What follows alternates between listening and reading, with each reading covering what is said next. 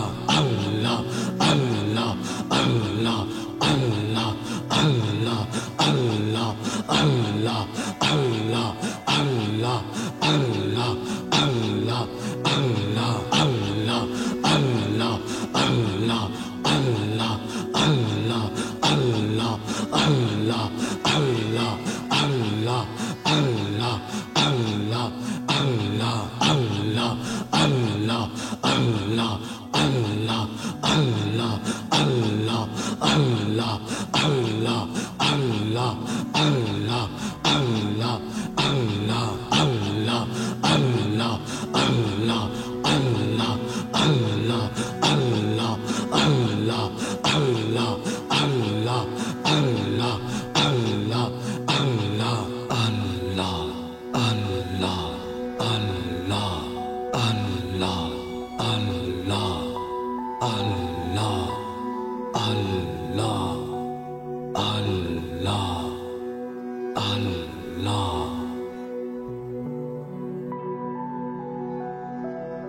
এখন আপনি ধ্যানের যেই স্তরে থাকুন না কেন, আপনি আপনার মুর্শিদের চেহারা মুবারক কল্পনা করতে করতে এই মুহূর্তেই আপনি স্বাভাবিক অবস্থায় ফেরত আসবেন। এজন্য আপনি আপনার মুর্শিদের চেহারা কল্পনা করতে করতে আপনার চোখ দুটি ধীরে ধীরে খুলুন। প্রিয় সাধক সাধিকা, আপনাকে অভিনন্দন। আপনার কল্প জাগ্রত করার জিকিরটি সফলভাবে সম্পূর্ণ হয়েছে।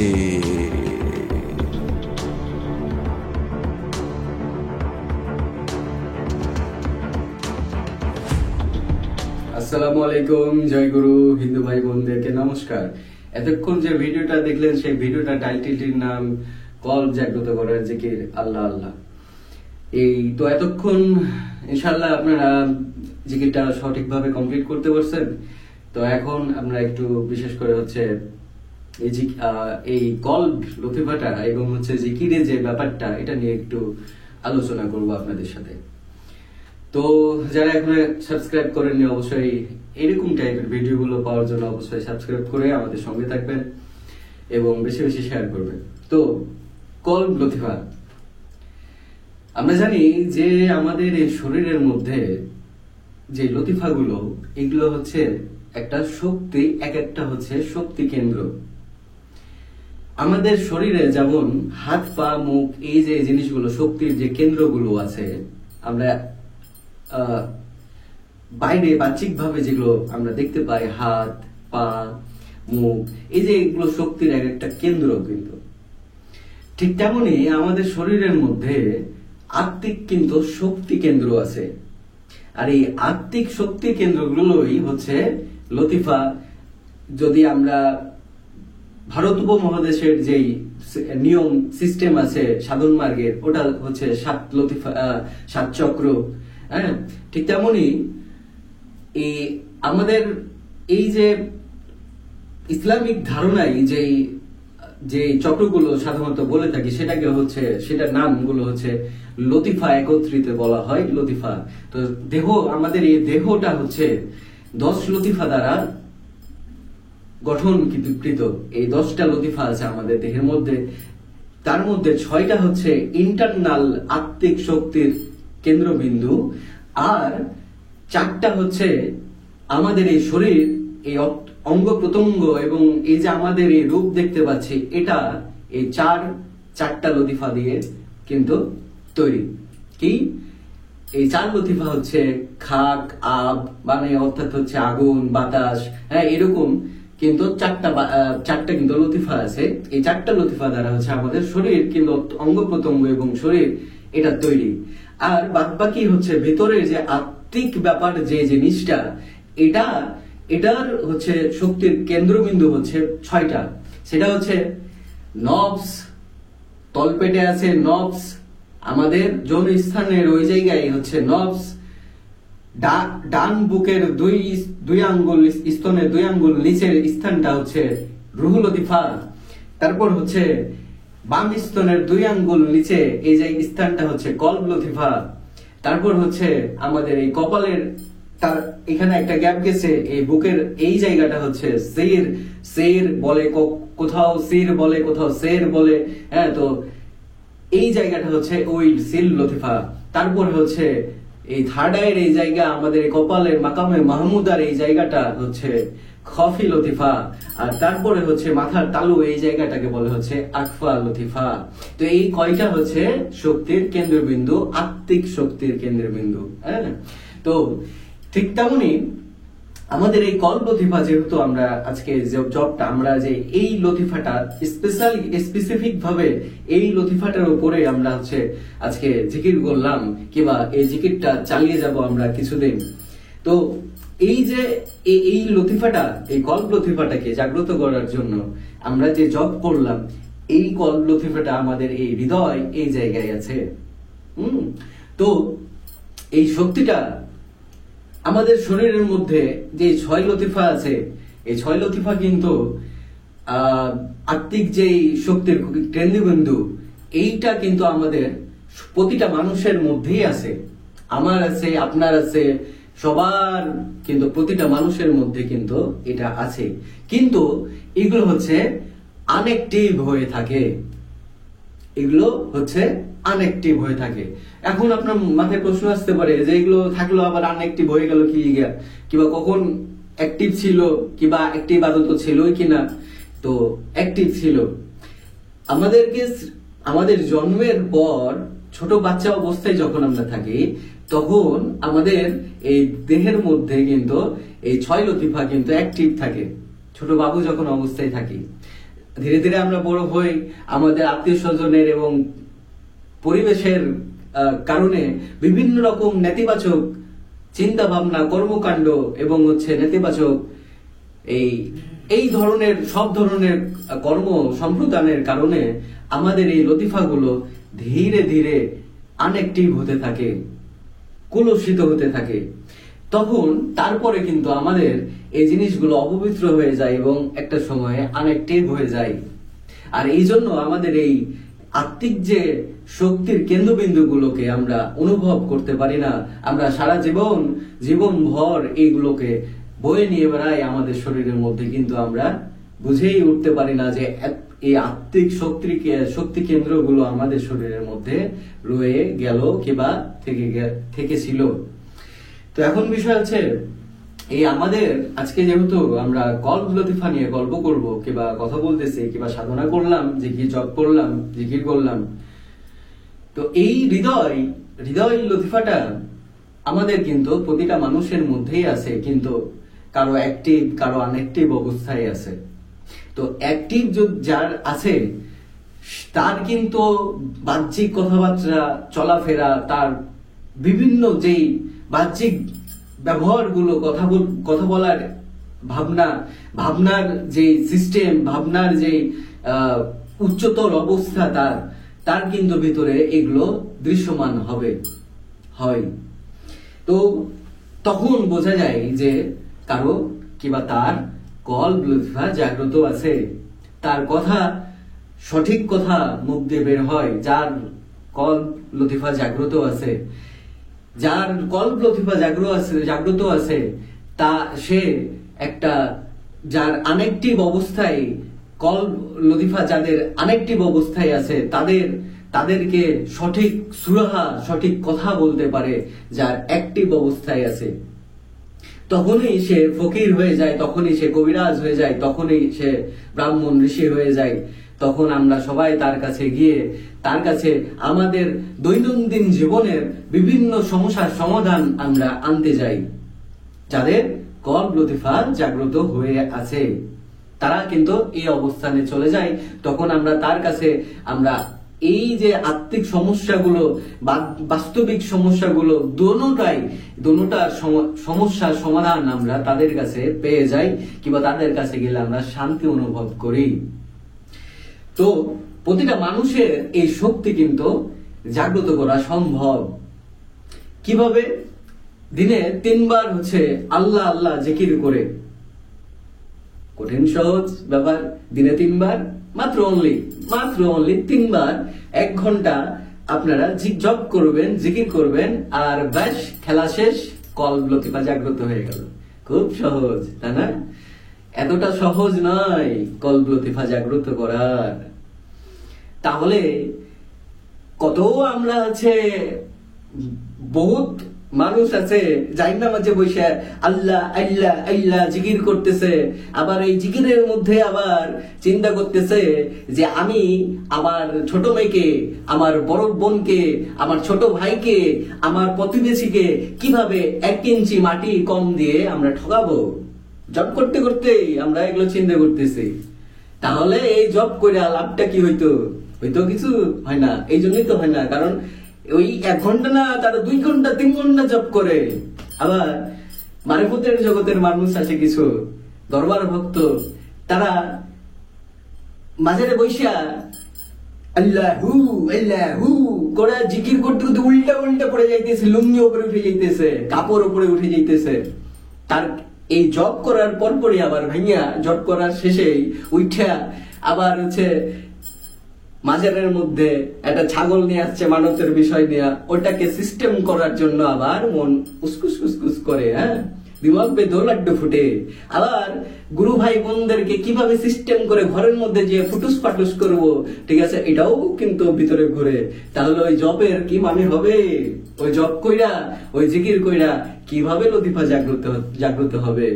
তো সেহেতু এই 1 ঘন্টা দিনে 3 বার জব করতেছেন, কিন্তু চরিত্র এবং হচ্ছে বাস্তবিক কার্মা, যেটা আমি ভিডিওতে বলেছি যে কার্মা যোগ অর্থাৎ মানে কি জানেন? কার্মা মানে কি? পাটুস পুটুস করা না, ঠিক আছে? কার্মা মানে হচ্ছে কর্মযোগ।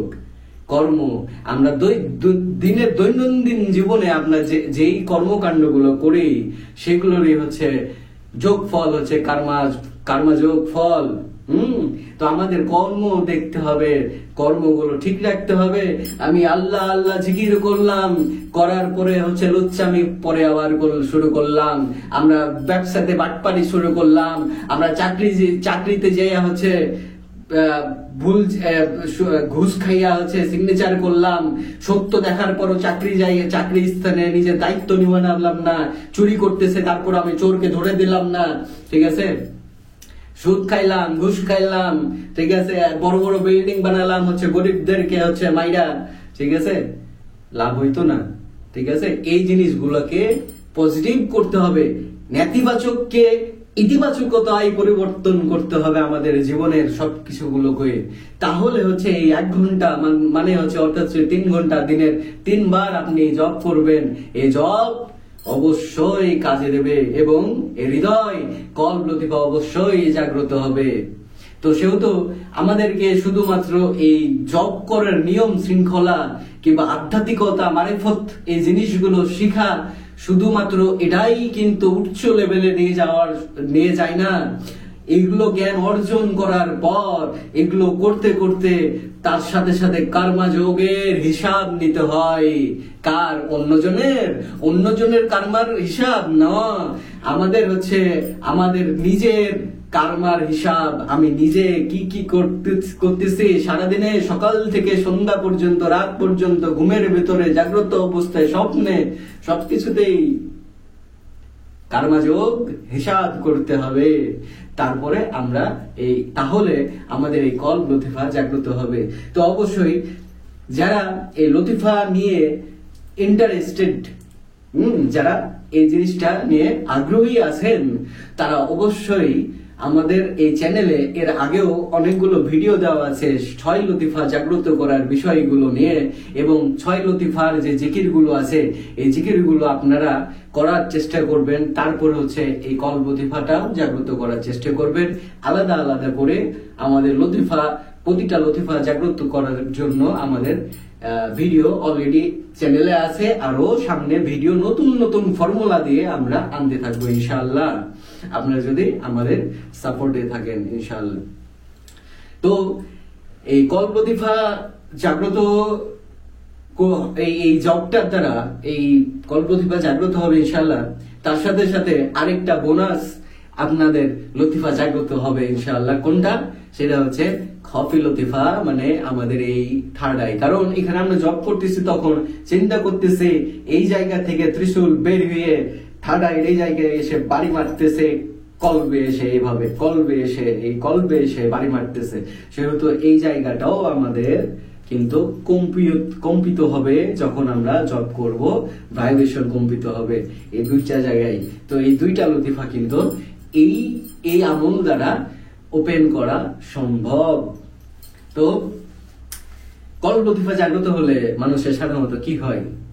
কল্প লতিফা জাগ্রত হলে আমাদের মনের যেই চিন্তা ধারা, আমাদের এই জিনিসগুলো এমন থাকে না। আমরা যেটা স্বাভাবিকভাবে চিন্তা করি, যার কল্প লতিফা জাগ্রত আছে সে স্বাভাবিকভাবে চিন্তা করে না। আমরা যেটা স্বাভাবিকভাবে চিন্তা করি তারা আরেকটু হায়ার লেভেলে চিন্তা করতে পারে। তাদের হৃদয় নরম থাকে, তাদের হৃদয় সব এপার ওপার কোনো পর্দা থাকে না, তারা সবকিছু দেখতে পায়, সত্য মিথ্যা সবকিছু, যার কল্প জাগ্রত আছে।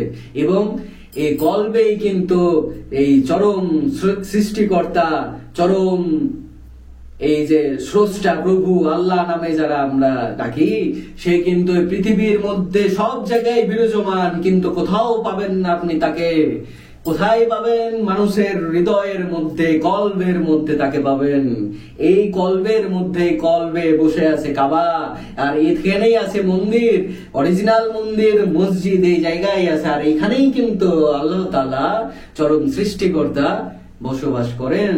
তো কলব জাগ্রত হলে মানুষের হৃদয়ে আল্লাহ বসবাস করে।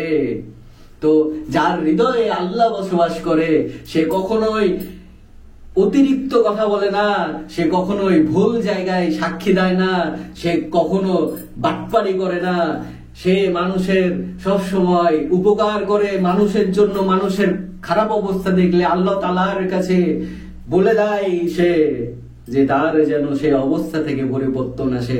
তার এই বলা কবুল করে না এই কলবে বসে থাকা আল্লাহ তাআলা। তো এই অবস্থা হয়। তো যাই হোক, আশা করি কলবের বিষয় নিয়ে বুঝেছেন। এর আগেও আমার অনেক ভিডিও আছে কলব নিয়ে, কলব লতিফা নিয়ে স্পেসিফিক। আমাদের কলব লতিফা নিয়ে অনেকগুলো ভিডিও আছে, এগুলো দেখবেন ইনশাআল্লাহ। আমার চ্যানেলে আগের যে সাধনাগুলো আছে এগুলো চেক করে একটা একটা করে দেখবেন, তাহলে হচ্ছে জ্ঞান আসবে। এই যে আমার এই কথাগুলো আমি বলি সাধারণত ভিডিওর পরে, এই জ্ঞানের কথাগুলো যদি আপনারা শুনতে থাকেন কিংবা দেখতে থাকেন, তাহলে অনেক প্রশ্নের অ্যান্সার আপনারা পেয়ে যাবেন। তো ভালো থাকবেন। আশা করি জিকিরের মধ্যে আপনাদের সমস্যা হয় নাই। যদি কোনো সমস্যা হয় আসন কিংবা বসা নিয়ে কিংবা জিকির নিয়ে, এগুলো নিয়ে আপনারা কমেন্ট বক্সে কমেন্ট করে আমাদের কাছ থেকে জানবেন। আর যদি প্র্যাকটিক্যাল কিংবা হচ্ছে বাস্তবিক ভাবে কিছু জানার থাকে, তাহলে আমাকে আমার ফেসবুক পেজ অর্থাৎ হচ্ছে আমার ফেসবুক আইডি, সেটা হচ্ছে ইমন হাসমি, সার্চ দিয়ে পেয়ে যাবেন। ওখানে আমাকে মেসেঞ্জারে আপনাদের কথাগুলো ভয়েস মেসেজ আকারে কিংবা টেক্সট আকারে দিয়ে রাখবেন। আমি প্রতিটা মেসেজে রিপ্লাই দিই, চেক করি। একটু দেরি হলেও আপনারা মেসেজে রিপ্লাই পাবেন।